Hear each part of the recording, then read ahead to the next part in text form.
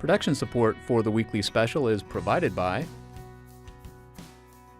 Smithfield Communications, serving southern Indiana with high-speed fibre gigabit internet for businesses, hospitals and homes. Smithfield Fibre Gigabit Technology. Tap the power. IU School of Public Health Bloomington, addressing public health needs by preventing disease, promoting health, and improving quality of life across the state and around the world through research, teaching, and community engagement. IU Credit Union, now offering mobile access to IU Credit Union accounts, helping account holders check balances, transfer funds, and pay bills through their mobile devices. Available through the IU Credit Union apps for iPhone and Droid. The Al Cobine Recognition Endowment Fund, established by friends and family of Al Cobine to support jazz initiatives on WTIU and WFIU. And WTIU members, thank you. From harps to harvest, you won't believe the stories you'll explore tonight. All from right here in Indiana. Discover the surprising world of foraging in A New Earth Eats. Learn the art of harp making with a Hoosier family in a new expression story. Journey to the haunting past of the Rose Orphanage in a new memory chain. And welcome the hot jazz melodies of the Double Digits. You'll travel across the state and through generations tonight. So stay tuned for a brand new weekly special.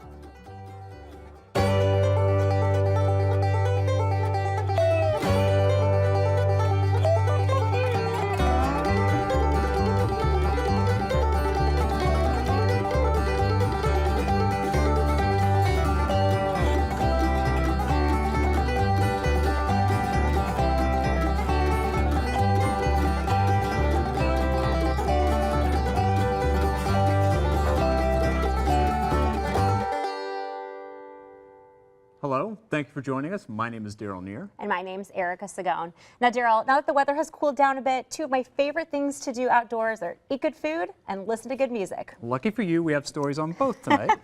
And I'm particularly excited about our next Earth Eats story. Daryl, would you know where to find food in the wild? Not particularly. Okay, well, we are going to go on a little adventure with someone who does. So let's get away from the farm and into the forest with an all-new Earth Eats.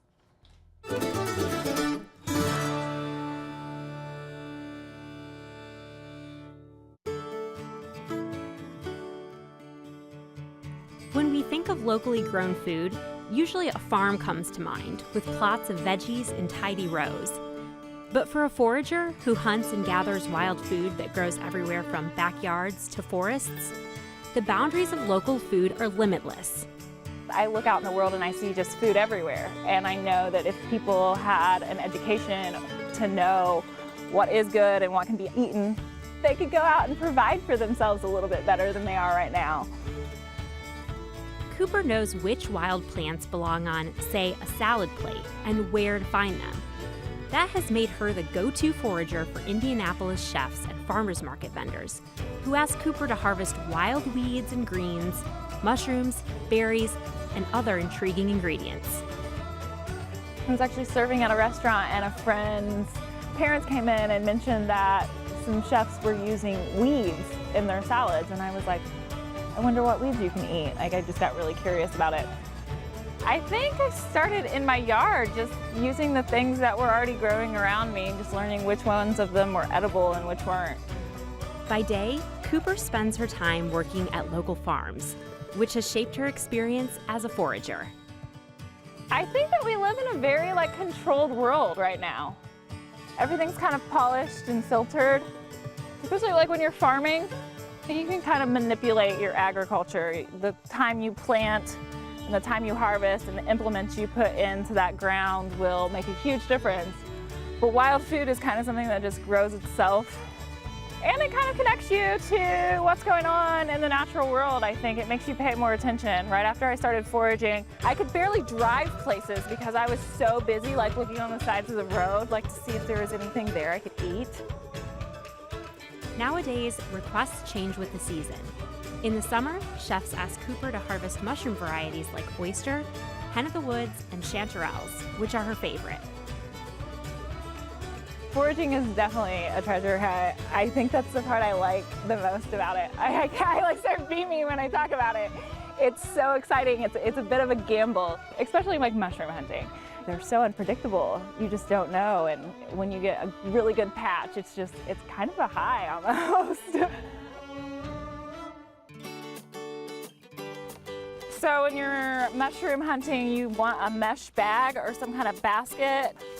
And what we're looking for right now is beech trees and oak trees, because chanterelles have an association with those types of trees. And you aren't looking for dead trees. They like the living, alive trees. A lot of mushrooms will grow on dead trees, but chanterelles are not one of those. Chanterelles are actually pretty easy to spot because they are orange. My fingers actually turn orange every year during chanterelle season because you're constantly picking up those orange mushrooms. Oh gosh, there's a huge slug on it. Do you see that? Slugs like these instead of snails. It's another way I kind of tell what I'm doing when I'm mushroom hunting.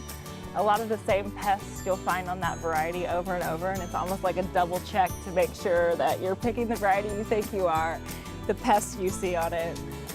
So we are getting towards the end of the season, and you'll start finding a lot more dried out ones. They start drying around the edges here. They kind of work their way in. At least one chef tells me he likes them a little bit better after they started to dry out because the flavors start to concentrate in the mushroom. But I'm a fresh girl myself. You kind of have to be a little bit of a billy goat if you want to mushroom hunt. You're up and down hills all day long. I think this is like the best shape I've ever been in my life. I love that it's a job I can kind of go out and get away from everybody and just be out there by myself for a few hours doing it. And I love nature. I love being in the woods. And flavors, honestly. It's always fun to like learn a new flavor and explore something that you have never touched before, I think.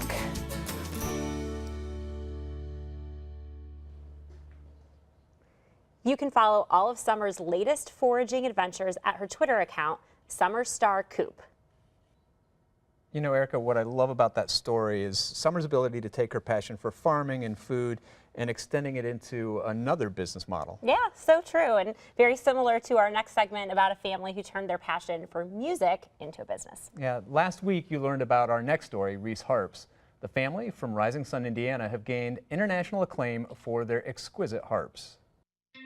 I always heard about instruments that don't exist anymore, like a psaltery or a rebec or a lute, and wondered, I wonder what those things sound like, so I'd do some research, look them up, find out how to build them, then I'd build them, and then I'd learn to play them. He's always built instruments from when I was really little, since I can remember. So he's always been in the garage building something. Harps kind of came later.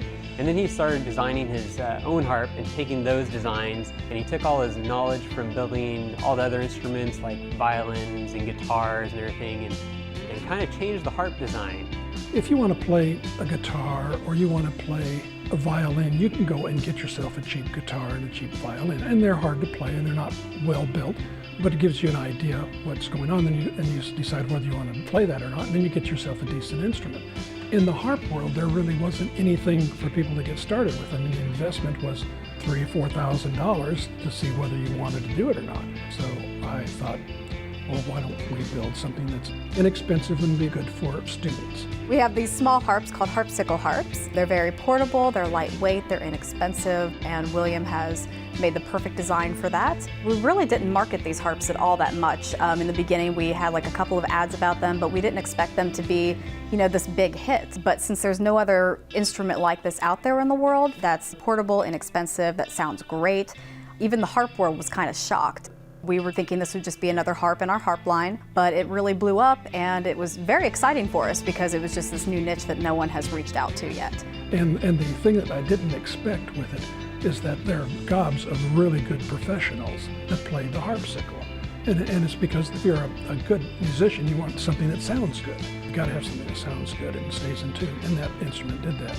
People actually use the harpsichords to take on tour with them. We actually can make them electric, put electric pickup in them, and people play with them on stage and strap them on like you'd strap on a guitar, so you can actually move around the stage and be mobile with the harp. They have whole bands backing them up, and it's just changing the way people play harp and where they play harp. I met my wife here, and her mom works for us as well. And then her mom's best friend, who's her neighbor, works for us, which is Darlene, our harp teacher. And then my brother-in-law, he builds the harps. And my sister, she's now working for us. And it's just really neat to have that dynamic, having the whole family involved. Well, I'm really glad about that, because I know there's a lot of companies out there where the father or the mother get it going and then the offspring don't care anything about it. But my youngest son, Garrett, I mean, he was doing the decorations on the harp when he was, I think, 15, 16. So it's really nice that there's a lot of interest, and they do a lot of things much better than I do. Sometimes when people say, well, what's going to be the quality like once you're gone? And I go, oh, it's better. I just want us to be able to continue to make a harp that gets better and better and that everybody can afford. I just want to see harps in the hands of everybody. I want harps to be like guitars, basically. I've always enjoyed doing the decorations on the harps. I used to always say I love my job, and there's not many people that can actually say that, because I would love coming in every day, painting, and seeing the look on people's faces when they would come and pick up their harps and see what I did on their harps and the decoration, customizing of them. But really that kind of started to dwindle off when we started doing the harpsicles. I transitioned to doing more customer service and seeing where our harps were going and what they're doing, and that's almost just as satisfying to see how happy that our harps are making other people. And I guess that's kind of the drive, the happiness that people get from our instruments. It's like nothing else. You can learn more about the family and their famous harpsicle at their website, traditionalharps.com. You know, Erica, it surprised me. It's always assumed that it would be really expensive to play the harp, but as Reese Harp Piece showed, they've evolved the instrument to bring it to a more affordable market, and it's just absolutely interesting to see how that's evolved. Yeah, a really cool niche, and without sacrificing any of the artistry. Absolutely. Well, our next Memory Chain series is always whimsical and reflective, and we often think of childhood to be a time of fun and innocence, but our latest installment of Memory Chain takes us to a time and place where young children were forced to deal with the realities of life apart from their families. To this point, every link in our memory chain has been forged by individuals gathering together in conscious community, staring at us with intention, or, in some cases, kibitzing anonymously from a distance.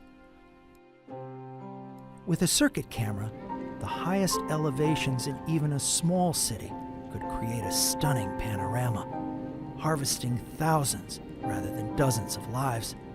Somewhere down there, people just going about their business, unseen, unconnected, and ripe for the imagination.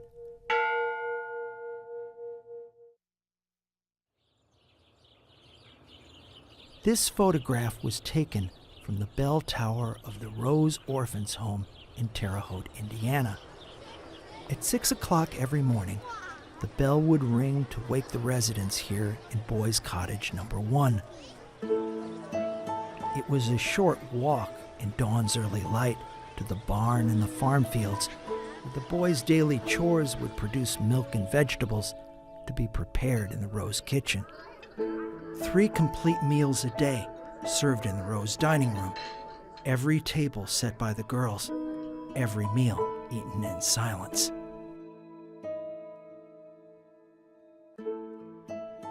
The popularized image of the orphan, a child without living parents, was true for only 10 to 20% of the orphan population. For most of the children placed at the Rose home, recent memories of being a son or daughter, nephew or niece, collided with the fact that somewhere beyond the borders of the orphanage were adult family members who still knew them that way.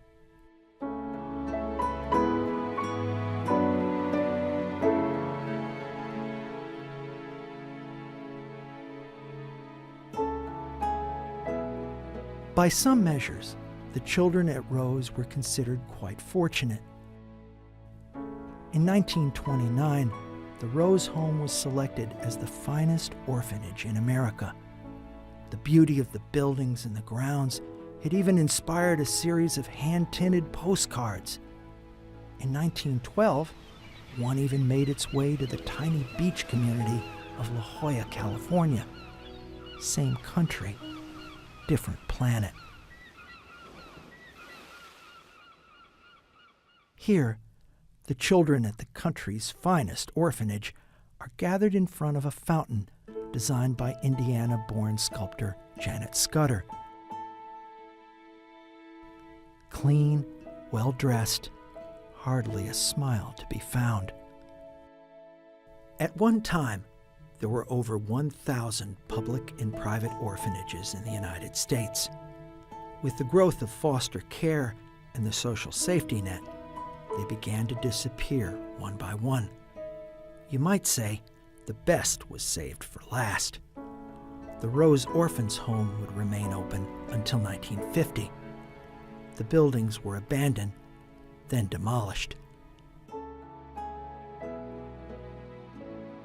Eventually, the orphans grew into adults, allowing for a time somewhere in the near future when all of their memories will vanish as well.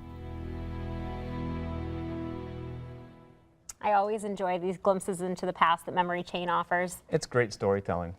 Well, it's amazing to see what people can achieve when overcoming adversity. Our musical guests were inspired by a man who not only became a world-renowned musician, but used an injury to help create a whole new genre of jazz.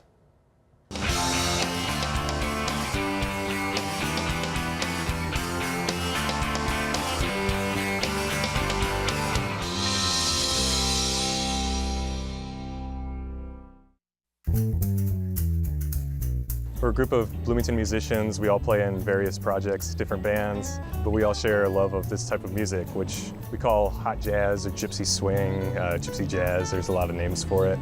We all kind of knew that we liked that music. We got together and started playing together, and that's how we became Double Digits. So it's been a rotating cast of characters throughout the years, too. Some of us come from different backgrounds. Some of us are kind of more from straight-ahead jazz backgrounds or bebop or pop musics and things. For example, our violinist, she plays a lot of Middle Eastern music. So we kind of have this interest in the instruments first, within this kind of larger genre, and then we all find this really compelling genre that hits right here in hot jazz because it's fast, it's technical, it's fun, but it's also very communal. Hot jazz is most definable by Django-inspired. He was a Romani person from the kind of Belgium-France border, and he and his compatriots started kind of playing this hot swing music based on kind of some influence of what they were hearing from the West and then their own kind of regional styles. So this music is kind of characterized by acoustic instruments. His original hot club was 3 acoustic guitars, an upright bass, and a violin. All acoustic instruments that were kind of balanced with each other, and they could play real swinging, fast. The Double Digits is our name, and a lot of people pick up on the meaning right away. So Django is most well known for his guitar playing, but he's also famous for the fact that he really only had full use of 2 fingers on his fretting hand. He was in an accident trying to put out a fire, and his hand was deformed, so he really only had use of these 2 fingers when he was playing. We've challenged ourselves every now and then to learn some solos and play some with just the 2 fingers because it really creates a nice, punchy, unique sound that's only achieved by this kind of unique style of playing that you wouldn't normally do with use of all 4 digits. So hence the Double Digits and a little homage to Django and his legacy. We have no greater ambitions with this band other than just having fun. The music's meant to be fun. We love it when people dance, but it's also great when we're playing background music. So we like to play it in different modes. So we'll have big nights where we play for swing dancers or nights where we're just playing on patios for people eating food. It's a great type of music that can do both. I think it's hard to hear this music and not feel just a little happier than you were before you heard it. So that's really our end goal. No grander plans other than forcing us to practice and having fun together and making some people smile. And now, the Double Digits.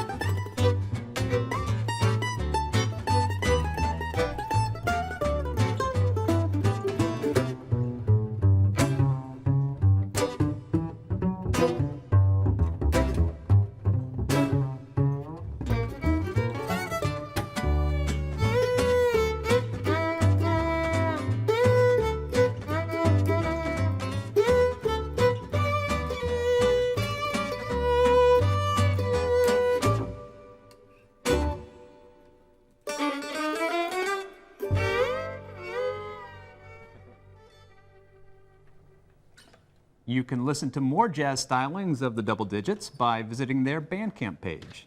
And of course, watch their bonus performances online at theweeklyspecial.org. Well, Daryl, we heard so many wonderful Hoosier stories on the show tonight, and I'm a little bit inspired to maybe try my hand at foraging. I thought you might try the harp. Why not? Well, before we leave, I want to remind you to please visit our Facebook page. And one more time before we go, Double Digits. Good night.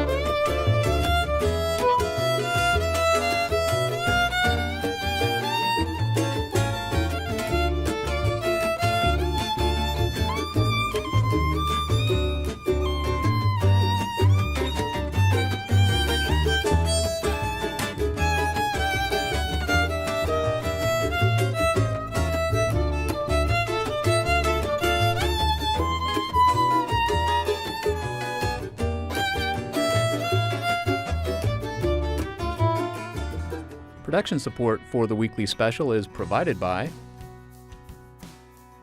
Smithville Communications, serving southern Indiana with high-speed fiber gigabit internet for businesses, hospitals and homes. Smithville Fiber Gigabit Technology. Tap the power. IU School of Public Health Bloomington, addressing public health needs by preventing disease, promoting health, and improving quality of life across the state and around the world through research, teaching, and community engagement. IU Credit Union, now offering mobile access to IU Credit Union accounts, helping account holders check balances, transfer funds, and pay bills through their mobile devices. Available through the IU Credit Union apps for iPhone and Droid. The Al Cobain Recognition Endowment Fund, established by friends and family of Al Cobain to support jazz initiatives on WTIU and WFIU. And WTIU members, thank you